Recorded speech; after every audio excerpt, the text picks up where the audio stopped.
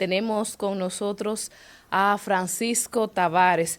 Yo voy a citar algo súper breve, porque si nosotros nos ponemos a leer su hoja de vida, no terminamos. Presidente del grupo de comunicación El Demócrata Multimedia. Yo creo que con eso se dice mucho. Buenos días, Francisco. Qué honor tenerte con Buenos nosotros en el día de días, hoy. Priyanka, y a todo este equipo. Gracias por recibirme. Un gusto para mí estar aquí y compartir este escenario con toda su audiencia y con ustedes. Mira, Francisco, honestamente, yo necesito repetirlo.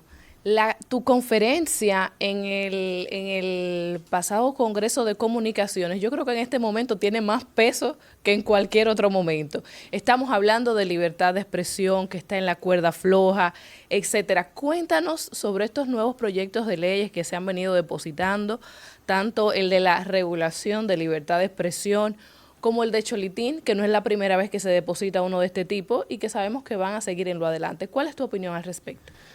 Por supuesto, creo que la República Dominicana forma parte de un debate donde necesariamente hay que colegir que el rol que juegan las redes sociales hoy día para auditar los gobiernos, para auditar la función pública es fundamental. Estamos viviendo una época de desafección donde la gente no cree en los políticos, donde la sociedad ha sido engañada, ha sido ultrajada. Entonces, es descabellado que en la medida en que todo esto está pasando a nivel planetario, donde estamos viendo desestabilización en Perú, donde hay problemas graves con la democracia en Bolivia, en Ecuador, donde en la región hay problemas del sistema de partidos políticos desde Venezuela, Colombia con la llegada de Petro, en algunos con presidentes incluso electos constitucionalmente sin problemas, pero con un quiebre social, económico, y de todo el orden. Cuando tú revisas el hemisferio, lo que ha pasado con Bolsonaro y el regreso de Lula, lo que está pasando en Argentina con Milei,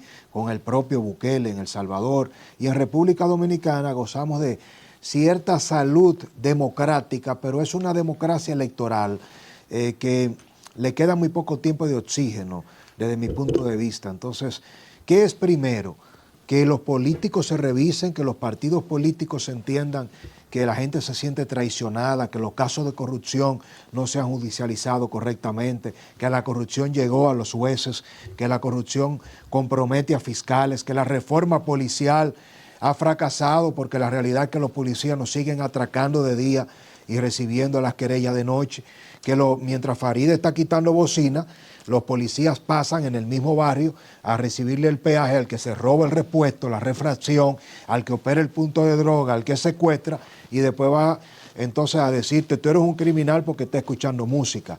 Es decir, no dejar dormir o escuchar música en un parque no es correcto, pero en el orden de prioridad no puede ser que tú tengas el atracador libre, el delincuente matando, el otro operando micro y macro tráfico, y que tu política pública sea perseguir al que está buscando una válvula de escape para tomarse dos frías en una esquina y olvidarse que debe la vida y que se va a morir sin ni siquiera tener derecho a la medicina de la tensión arterial. Entonces, ¿hay extorsión en las redes sociales? Sí.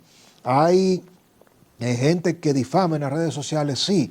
Pero eso no lo crea la red social.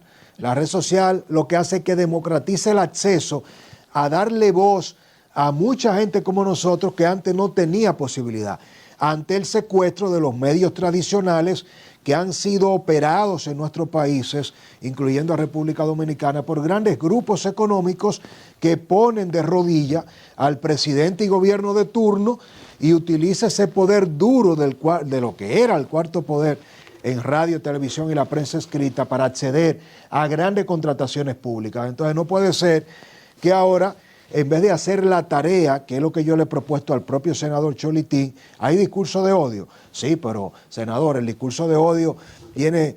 ¿Qué es lo que impacta de fondo en el discurso de odio? ¿Las redes sociales o la exclusión, la falta de oportunidad, la mala redistribución de la riqueza y una sociedad que está cansada, hastiada y traumada de ver las mismas 10 familias ricas? Los políticos que llegan pobres se hacen ricos, se roban 10.000, 20.000 millones, no cae preso, y el que se roba un salami, 2 huevos, tiene 20 años y ni siquiera tiene recursos para pagar una fianza. y poder salir de la cárcel o tener un abogado que lo represente. Entonces, para regular el discurso de odio en redes sociales hay que partir del hecho de que el problema que origina la rabia colectiva y social no es que tú hagas un ejercicio irresponsable de una cuenta de red social, es que banqueros, empresarios, políticos, regidores, gobernadoras, alcaldes, alcaldesas, todo el que ha llegado al poder desde el ajusticiamiento de Trujillo hacia acá, ha llegado a saquear a este país.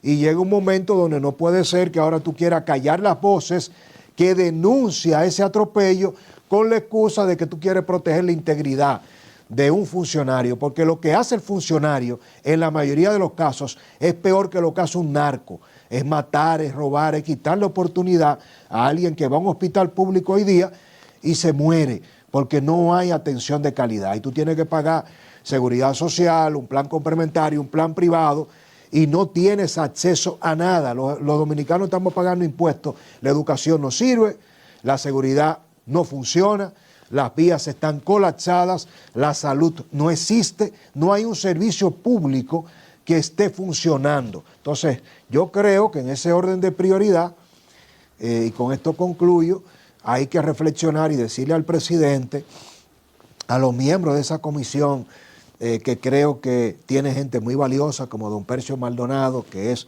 uno de las voces no solo más creíbles, más responsables, fundador del Nuevo Diario, pero don Percio sabe, al igual que José Monegro, que es un gran periodista, director del Día, que ellos dos como voces de repente no van a poder tener al alcance de validar y consensuar un proyecto que busca regular todo el ecosistema digital. Yo creo que don Percio y Monegro, con muy buenas intenciones, que nunca se prestarían a la censura, representan y garantizan muy bien el periodismo tradicional. Pero ¿por qué no tomaron en cuenta a los líderes del ecosistema digital? Y en ese anteproyecto se atrevieron a poner cosas, señores, que son inviables. Karina, Priyanka, es decir, son sencillamente inviables. En todo el planeta se está discutiendo cómo regular las redes sociales sin que el poder político tenga una palanca de censura para quien se atreva a denunciar lo que los medios tradicionales nunca hacen, porque son socios en los intereses. Quien financia a los partidos no puede ser que lo auditen los medios tradicionales, porque la corrupción se da de un ministro o funcionario público que le da la facilidad de una adjudicación, pero quien lo ejecuta no es el sector público, es el privado, y el sector privado es dueño de la mayoría de los medios. No todos los medios de comunicación tradicionales se venden, pero no todo el ejercicio de la comunicación digital hace chantaje ni extorsiona. Antes de las redes sociales había más extorsión, más soborno y más prácticas desleales que ahora.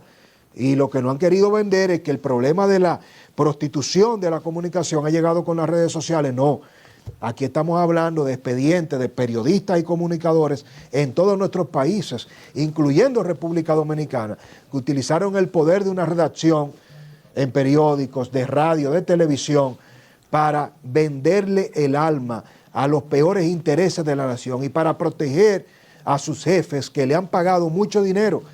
Y lo que tú puedes recibir en una red social, otro mito, ustedes saben, monetizar un contenido, es ínfimamente, no llega a un 0.01% de lo que reciben los periodistas y comunicadores que se prestan a los peores intereses en los medios tradicionales. La mayoría son multimillonarios. Es decir, que la monetización de las redes sociales es un mito. Tú tienes que trabajar para que YouTube, para que Facebook se quede con el 50% haciendo tú todo el trabajo. Y luego el gobierno estadounidense un 30% de impuestos. Gracias por venir, Francisco. Mi nombre es Damaris. Un gusto, Damaris. Y qué bueno que estás aquí. Una vez hablé con un director de medios que me dijo, Damaris, nosotros ganamos más dinero por lo que callamos que por lo que publicamos. Wow, qué verdad. ¿Y qué tan cierto es eso ahora? Porque mientras los medios, los periodistas y medios que antes tenían el control de la narrativa a favor de ellos y que, como bien tú has explicado, se han hecho millonarios desde hace tiempo con esa narrativa soslayada de derechos, Resulta y viene a ser que como ahora ya ellos no manejan la narrativa, sino que la narrativa cambió de escenario y nos le hemos levantado voces como tú, que yo te felicito, y que te iba a decir que me invitara al Demócrata para que habláramos de un tema. Tiene la invitación, Damari, no había tenido el Aquí privilegio. te comprometen en vivo. No había tenido el privilegio de conocer. No, bueno.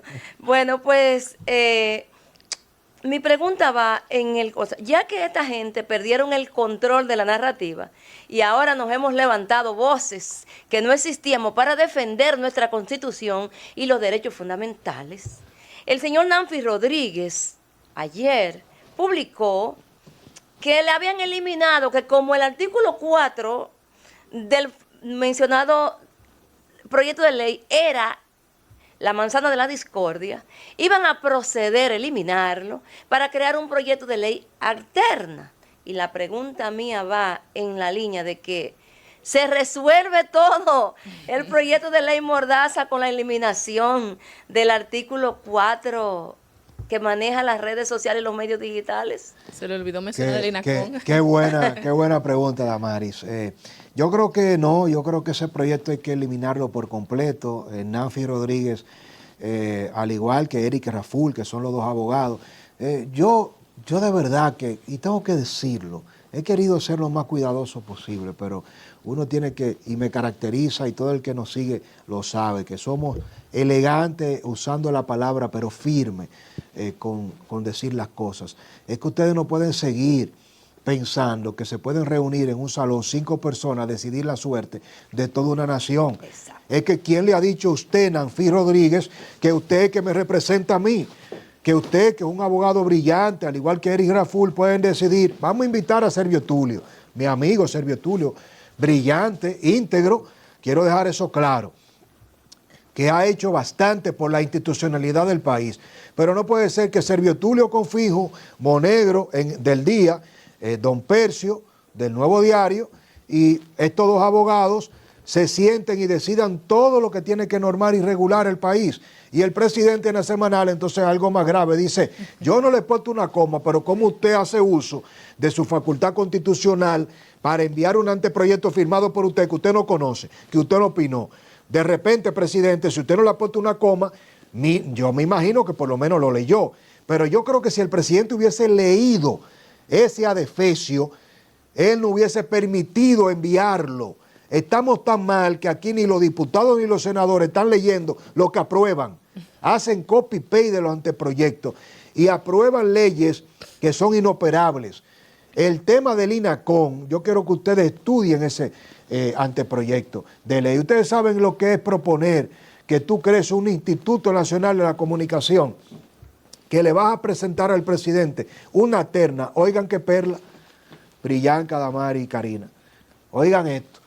La terna va a estar compuesta por 5 ciudadanos que tengan sus derechos civiles y constitucionales hábiles, que hayan sido egresados de cualquier carrera de las humanidades o del derecho, pero que si no es ni abogado ni profesional de una carrera de humanidad, que haya tenido 10 años de ejercicio empresarial.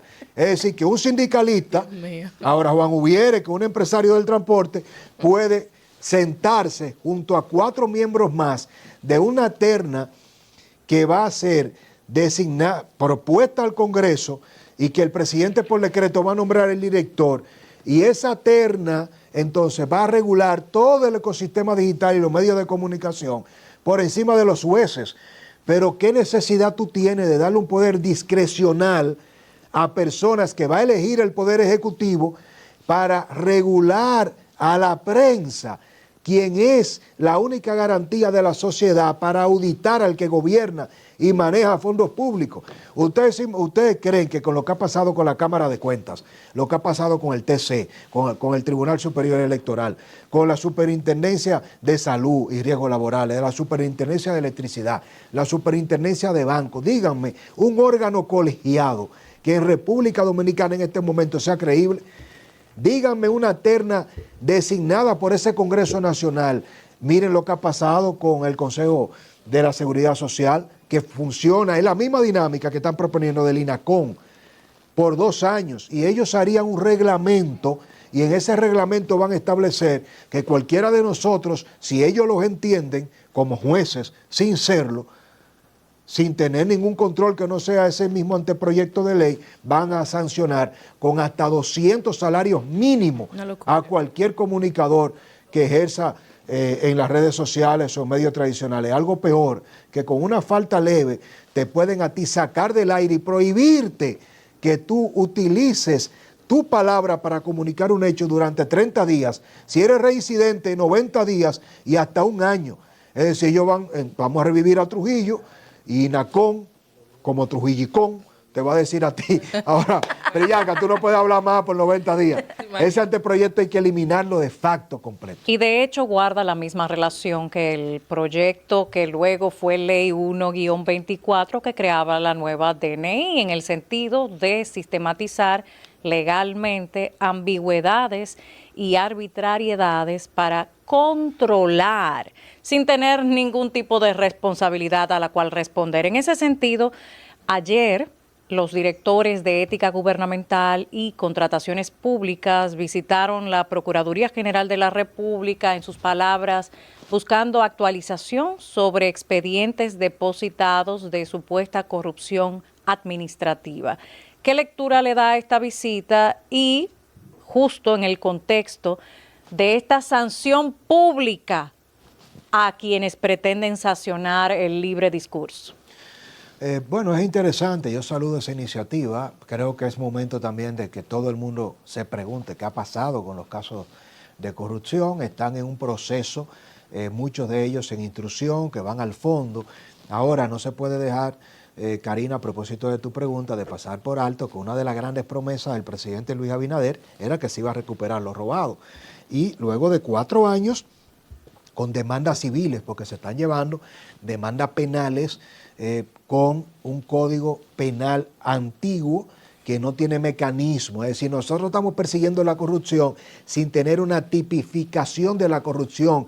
Y no es extraño que senadores y diputados se hayan puesto de acuerdo todos a lo largo de los últimos 20 años, largos 20 años y contando, para tomar como excusa las 3 causales. Cada vez que le dicen el nuevo Código Penal para inhabilitar de por vida al político que robe, para que pueda ir preso 40 años si se le comprueba contubernio y prevaricación y alevosía en la planificación de darle información privilegiada a alguien que le van a adjudicar un pliego. El Código Penal actual, que es el viejo, no prevé nada de eso. Entonces, ¿qué ha tenido que hacer el Ministerio Público? Los abogados lo sabemos. Introducir el tema del lavado de activos, para, utilizando la ley de lavado como sujeto obligado, para poder entonces garantizar que una previsible pena pueda llegar hasta los 20 años. Ojo, que para tú probar lavado en un funcionario público tiene que ser que haya sido tan esturto, tan ignorante como para recibir en una cantidad importante de recursos y ponerlo a su nombre. ¿Qué ministro no utiliza testaferro? Es decir, es un tema como de ABC. Es como tú pretender que en la época de Al Capone tú ibas a ir a apresar a un sicario, todavía hoy día, y el arma iba a estar legal y a su nombre. Es decir, la ilegalidad de la misma corrupción está en que el dinero nunca se deposita a nombre de quien ejerce la función pública. ¿Cómo se conecta esto con las demandas civiles de aquella famosa comisión que nombró el presidente? Para que, y eso empezó con Andrés Astacio, hoy Superintendencia de Electricidad, que tuvo la valentía de presentar una demanda civil en reparación de daños al Estado por 23.000 millones de pesos en contra de los hermanos y cuñados del expresidente Danilo Medina, que, abriendo un paréntesis, no olvidémonos de todos esos casos, porque ahora el propio Danilo es parte de la cumbre de los presidentes y será difícil ver a un gobierno que invita a Danilo a que sea parte de la discusión del tema de Estado, procesándolo. Por favor. Cierro dolor de cabeza. Cierro el paréntesis. Entonces, Jorge Luis Polanco, después de 4 años de dirigir y coordinar un equipo de abogados, señores, deja al país encharcado y al propio presidente que lo designa para recuperar lo robado, le renuncia para irse a defender a Antonio Espaillá. Así es que anda este país. Entonces ahora estamos peor, porque ahora no tenemos el Código Penal. Esos casos, ojalá que no corran la misma suerte de esa sentencia fatal, pero visionaria de la hoy ex procuradora, doña Miriam Germán Brito, que dijo, cuando se abstuvo del caso de Odebrecht, eso no tiene futuro judicial, ese expediente está mal instrumentado. ¿Qué pasó con Odebrecht? Todos los años del mundo después, los mismos operativos, es decir, los operativos empezaron con Jean Alain apresando a Temo, apresando a Tommy Galán, apresando a los 14 imputados de Odebrecht. Todos se fueron descartando, incluyendo a Chubasque, sobornos insobornados, al hoy ministro administrativo de la presidencia, don Andrés Bautista, y terminó un fallo condenando a Rondón, diciéndole, usted repartió un dinero, pero nadie lo recibió. Y a Víctor Díaz Rúa, que nadie lo recibió. No, porque nadie lo recibió, porque descargaron a todos los presuntos sobornados, lo descargaron. Rondón repartió 5,000 millones de pesos, pero él se los repartió él mismo, porque nadie lo recibió. Al final de cuentas, descargado Rondón y Víctor Díaz Rúa, eso es, en términos de buen derecho, la jurisprudencia más cercana que tenemos. Entonces, cuando el país termine de convencerse de que la justicia una vez más ha protegido a los corruptos y que se han puesto de acuerdo los de antes y los de ahora, es decir, el PRM persiguiendo esos presuntos corruptos, donde no ha llegado nunca un caso a Leonel, porque esa es la otra pregunta. El PLD duró 20 años de gobierno, pero parece que no hubo un caso de corrupción con Leonel, porque no se ha judicializado uno, solo con Danilo. Y si esos casos corren la misma suerte de Odebrecht, de los Tucanos, de los Tres Brazos, señores, todos esos casos han terminado sin sentencia condenatoria para de casos a cosas. Francisco, mira, óyeme, yo quiero que tú vengas 2 horas al programa, porque no hable de muchas cosas, pero hoy tenemos ya la otra invitada en Santiago, que se va a conectar de Santiago, pero antes de que tú te nos vayas, hablaste tú de la ley estaban usando la ley de lavado de activos para judicializar otros casos. No sé si tú sabías que los partidos políticos están exentos del lavado de activos. Lo dice la ley de los partidos políticos. Lo dejamos de ese tamaño ahí. Pero antes de ir, nosotros queremos que tú nos des unas recomendaciones al país sobre este proyecto de ley y recordarte que me invites a tu programa para que hablemos, ¿sabe de qué? De las verdaderas razones por las que no se ha aprobado el Código Penal y otras informaciones que te tengo al respecto. Y Priyanka me dice por aquí, dígamela a Francisco que dé las recomendaciones finales. Yo quisiera durar media hora contigo aquí, pero yo también porque tú eres demasiado bueno. Priyanka, compárteme el contacto de sí, la sí, y tienes el compromiso de volver, como te dijo Damaris, a las 11 ya teníamos pautado otra invitada desde la plataforma de Santiago, pero te quedas con el compromiso de volver a la programación. Avísame en las próximas semanas, en los próximos días, qué día tienes disponible. Nosotros estamos aquí los jueves, así que con ya todo gusto, coordinamos. Tiene la bola en la mesa. Recomendaciones para lo que tenemos nosotros que sí priorizar en el orden de la libertad de expresión y de las nuevas tendencias. Este anteproyecto está muy débil, creo que se quedaron con muy buenas intenciones, pero hay que regular la fake news, el deepfake, hay que comenzar a regular en un nuevo marco, no apuntando a la libertad de expresión no se regula, lo que sí debe regularse son las nuevas tendencias de la tecnología. Hay que comenzar a crear un marco jurídico en República Dominicana de la IA. Ya el problema no es que te suplanten la identidad en Facebook, ni que te roben WhatsApp. Ahora es que pueden tomar tu rostro, tu voz y crear una noticia para hacerle un daño reputacional, incluso prácticas terroristas. Y toda esta nueva tendencia del uso de la tecnología es algo en lo que República Dominicana está muy atrás. Para nuestra sorpresa, este anteproyecto de ley orgánico de regulación de la libertad de expresión y redes sociales no aborda nada de eso. Nada. Increíble. Bueno, Francisco, muchísimas gracias por acompañarnos. Yo, como siempre, muy agradecida de que hayas aceptado estar con nosotros en el día de hoy. Tienes el compromiso de volver en los próximos días, así que avísame. Yo fuño mucho cuando comienzo a escribir. Así que muchísimas gracias y espero que, por favor, Creo que eso es uno de los temas que te voy a dejar aquí, de los compromisos. Necesito que repliques tu conferencia. Haz algo privado, yo no sé cómo, eso organízalo tú, por el demócrata, no sé, pero replica tu conferencia. Yo creo que en este momento tiene más peso que hace semanas cuando tú la realizaste en el Congreso, y creo sinceramente que ahora se necesita, y ojalá la pudieras llevar al Congreso. No sé, a lo mejor le interesa a algunos diputados y senadores, pero como ahora mismo hay tanta apertura ya para ir a hablar de cosas, ojalá y puedas llevarla también al Congreso de la República o al Senado. Muchísimas gracias, Francisco. A ustedes por invitarme. Bueno, Francisco, ya tú sabes. Un honor. Llámate a Ricardo de los Santos y Alfredo Pacheco para que te inviten a dar esa conferencia. Yo también voy a hacerlo de mi parte. Te lo voy a hacer comentario en las redes para que tú, y me pone Priyanka el nombre de la conferencia, que se lo voy a escribir textualmente. Así